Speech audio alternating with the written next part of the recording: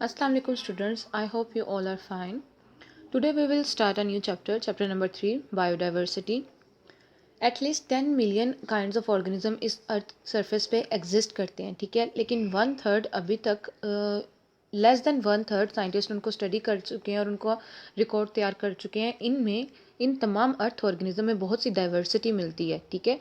जो आपके साथ यहाँ पे एक और पॉइंट शेयर किया जाए, हमें ये देखने को मिलता है कि बहुत से ऑर्गेनिजम्स बायोलॉजिकल करेक्टरिस्टिक्स शेयर करते हैं। आपके पास 5 मेजर प्रिंसिपल ग्रुप्स हैं ऑर्गेनिजम्स के। First is prokaryotes, protist, fungi, plants and animals. इस चैप्टर में हम क्या करेंगे, हम डिफरेंट ग्रुप्स ऑफ ऑर्गेनिजम्स को स्टडी करेंगे और देखेंगे किस तरह ऑर्गेनिजम्स को क्लासीफाई किया जाता है, उनकी नेमिंग किस तरह की जाती है और उनका क्या एग्जिस्टेंस क्या, यानी कि जो उनकी एग्जिस्टेंस है बायोडाइवर्सिटी में क्या उनका रोल है और वो किस तरह एग्जिस्ट कर रहे हैं, ठीक है। Next is biodiversity. फर्स्ट आपके पास है डेफिनेशन ऑफ बायोडाइवर्सिटी। बायोडाइवर्सिटी की टर्म दो वर्ड्स हैं आपके पास जिनसे डिराइव्ड हुई है, first bio and diversity. Diversity का मतलब होता है with in a species, different variety with in a species और अमंग स्पीशीज़, यानी कि एक स्पीशी में और डिफरेंट स्पीशीज़ के अमंग, यानी कि बिटवीन डिफरेंट स्पीशीज़ भी वैरायटी मिलना। बायोडाइवर्सिटी आपके पास एक मैयर है। बायोडाइवर्सिटी एक मैयर है, यानी कि एक तरीका है कि डिफरेंट इकोसिस्टम्स में प्रेजेंट आप डिफरेंट ऑर्गेनिजम्स की वैरायटी को देख सकते हैं या काउंट कर सकते हो। सेकंड पैराग्राफ में आपको बताया गया है कि प्लांट्स और एनिमल्स की जो डिफरेंट वैरायटीज़ हैं एक रीजन के अंदर अगर वो एग्जिस्ट कर रही हैं तो वो किन फैक्टर्स पे डिपेंड करता है। First factor is climate, second altitude, third soils and the presence of other species. Biodiversity इस अर्थ सरफेस पे बिल्कुल इक्वली डिवाइड नहीं है, डिस्ट्रीब्यूट नहीं है। जो ट्रॉपिक्स एरिया है वहाँ पे आपको बायोडाइवर्सिटी का लेवल या रेट ज़्यादा होगा। टेम्परेट रीजन्स में भी कुछ स्पीशीज़ हैं, जबकि जब आप बात करते हैं पोलर रीजन्स की तो वहाँ पे बहुत ही कम स्पीशीज़ मिलती हैं, sir for example polar bear and penguins etcetera. Last 3 lines में आपको बताया गया है कि जो आज आपको इस दुनिया में यानी कि इस अर्थ पे बायोडाइवर्सिटी नज़र आती है वो एवोल्यूशन की वजह से है। और उस एवोल्यूशन को कितने साल लगे, 4 बिलियन ईयर्स। अभी तक साइंस ओरिजिन ऑफ लाइफ को यानी कि एग्जैक्टली पता नहीं लगा सकी, लेकिन जो एविडेंस अभी तक इनको मिले हैं उससे यही पता चला कि 600 मिलियन ईयर्स अगो तक जितनी भी लाइफ प्रेजेंट थी उसमें सिर्फ आपके पास बैक्टीरिया और सिमिलर यूनिसेलुलर ऑर्गेनिज्म यानी कि सिंगल सेल ऑर्गेनिजम्स प्रेजेंट थे। अब जैसे फिगर 3.1 में आपको डिफरेंट प्लांट लाइफ की वैरायटी शो की गई है in tropical and temperate region, और फिगर 3.2 में आपको एनिमल लाइफ शो की गई है in the polar regions. Okay, next topic is importance of biodiversity. अब आपको यहाँ बताया जा रहा है कि बायोडाइवर्सिटी हम ह्यूमन बींग्स के लिए किस तरह इंपॉर्टेंट है या डिफरेंट और स्पीशीज़ के लिए। अब बायोडाइवर्सिटी प्रोवाइड करती है फूड फॉर ह्यूमंस। फर्स्ट आपके पास इंपॉर्टेंस ये आ जाएगी। सेकंड, बहुत से ड्रग्स और मेडिसिन उनसे हैं जो डायरेक्टली या इनडायरेक्टली बायोलॉजिकल सोर्सेज से हासिल किए जाते हैं। सेकंड सिग्निफिकेंस पॉइंट आपके पास ये है। और थर्ड पॉइंट इज़ बहुत से इंडस्ट्रियल मटीरियल जिनमें आपके पास एग्जाम्पल हैं building material, fibres, dyes, resins, gums, adhesives, rubber और ऑयल वगैरह, ये क्या है, ये डायरेक्टली प्लांट से हासिल किए जाते हैं।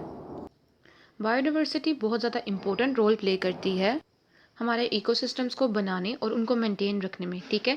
हमारे जो एटमॉस्फेयर और वाटर सप्लाई की सोर्सेज हैं उनकी केमिस्ट्री या उनके तमाम फंक्शनिंग को मेंटेन रखने में भी बायोडाइवर्सिटी का बहुत इंपॉर्टेंट रोल है।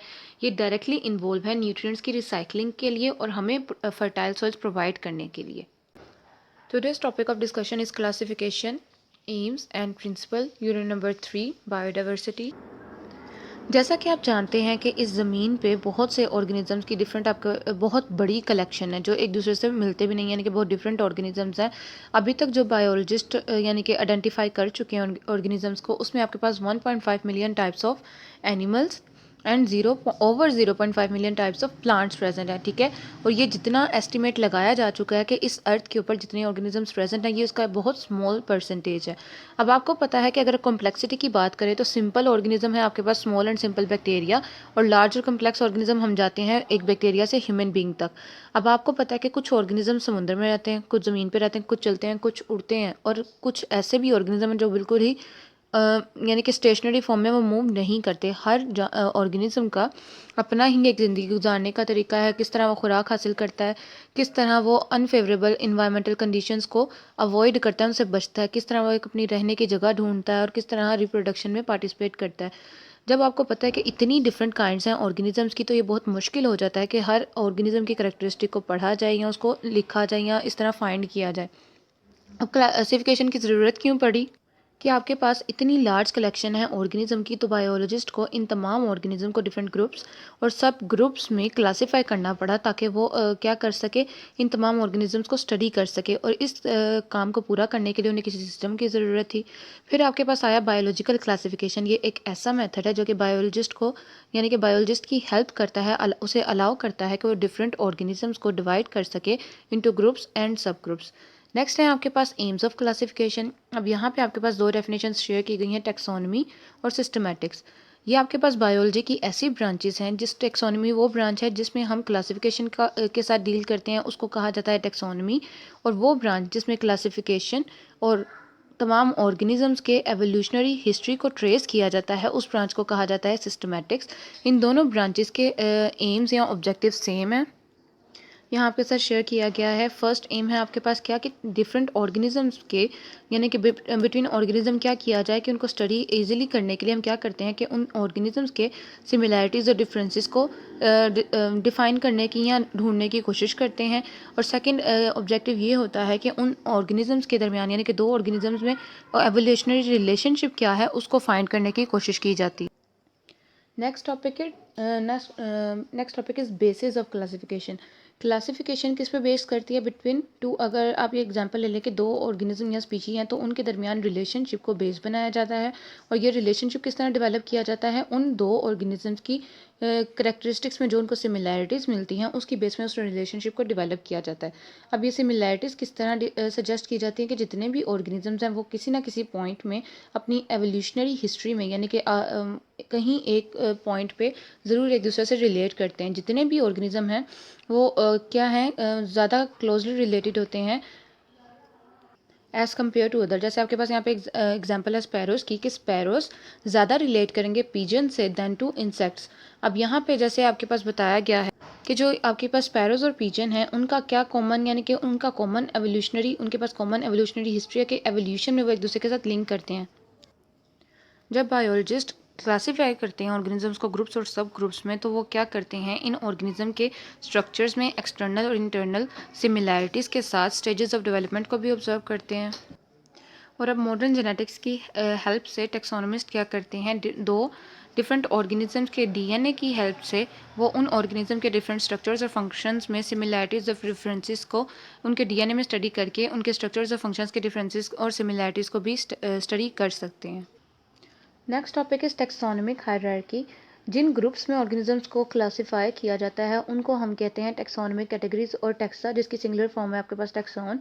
टेक्सा फॉर्म अ लैडर, यानी कि एक सीढ़ी बनाता है, जिसको हम कहते हैं टेक्सोनमिक हायरार्की। तमाम ऑर्गेनिजम्स को 5 किंगडम्स में डिवाइड किया गया है, इसलिए किंगडम आपके पास सबसे बड़ा टेक्सा या टेक्सोनमिक कैटेगरी होगी। अब सिमिलैरिटीज़ की बेस पे हर किंगडम को फर्दर डिवाइड किया जाता है एक स्मॉलर टेक्सा में, इन द फॉलोइंग वे। जैसे आपके पास किंगडम का स्मॉलेस्ट यूनिट होगा फाइलम। फाइलम एक ऐसी डिवीजन है जो प्लांट्स और फंजाई के लिए। फाइलम एक ग्रुप होगा रिलेटेड क्लासेस का। फाइलम के का स्मॉलर यूनिट या टेक्सा आपके पास है क्लास। क्लास ग्रुप होगा रिलेटेड ऑर्डर्स का। ऑर्डर है एक ऐसा ग्रुप जिसमें रिलेटेड फैमिलीज आएंगी। फैमिली एक ऐसा ग्रुप है जिसमें रिलेटेड जेनर आएंगे। और फिर आपके पास फैमिली का स्मॉलेस्ट यूनिट है जीनस। जीनस एक ऐसा ग्रुप है जिसमें रिलेटेड स्पीशीज़ आएंगी। और स्पीशी आपके पास आती है, स्पीशी किस तरह बनती है, सिमिलर ऑर्गेनिजम्स के कंबाइन करने से। अब यहाँ पे आपको बताया गया कि लोअर टेक्सा के जो मेंबर्स हैं वो एक दूसरे से ज़्यादा रिलेट करेंगे as compared to members of the higher taxa. अब जैसे टेबल 3.1 में आपके पास एग्जांपल यहाँ पे दी गई हैं ह्यूमन और पी प्लांट की। साइंटिफिक नेम भी आपके साथ शेयर किए गए हैं, होमोसैपियंस, एंड पी का साइंटिफिक नेम है पाइसम सेटिवम। और डिफरेंट आपके पास यहाँ पे कैटेगरीज, यानी कि पूरा टेक्सोनमिक हायरार्की आपके साथ शेयर कर दी है, सिंपल क्लासिफिकेशन दो ऑर्गेनिजम्स की। ये साइंटिफिक नेम्स आप लोग अच्छी तरह याद करेंगे। Next topic is species, the basic unit of classification. अब यहाँ पे आपको बताया जा रहा है कि यूनिट, अगर क्लासिफिकेशन के बेसिक यूनिट की बात की जाए तो वो क्या है, स्पीशी। नेक्स्ट आपके पास स्पीशी की डेफिनेशन है। स्पीशी ग्रुप ऑर्गेनिजम्स का वो ग्रुप है विच, यानी कि बहुत इजीली जो इंटरप्रेट कर सकते हैं अमंग देयर स्पीशी और प्रोड्यूस करेंगे फर्टाइल ऑफस्प्रिंग, लेकिन वो रिप्रोडक्टिवली आइसोलेटेड होंगे बाकी तमाम ग्रुप से in that nature. Her species की स्पेसिफिक डिस्टिंक्ट स्ट्रक्चरल, इकोलॉजिकल और बिहेवियरल करेक्टरिस्टिक्स होती हैं। जैसा कि आपको स्पीशी की डेफिनेशन में बताया गया है कि ये रिप्रोडक्टिवली आइसोलेटेड होते हैं तमाम अदर ग्रुप से इन दैट नेचर। तो ये जो इन नेचर का वर्ड है इस पर बहुत ज़्यादा जोर देने की ज़रूरत है। क्यों? क्योंकि जो दो ऑर्गेनिजम्स हैं जो एक दूसरे से रिलेट तो करते हैं, यानी कि एक दूसरे की जो स्पीशीज़ हैं इनमें क्या है, क्रॉस ब्रीडिंग हम करवा सकते हैं अंडर द आर्टिफिशियल कंडीशन।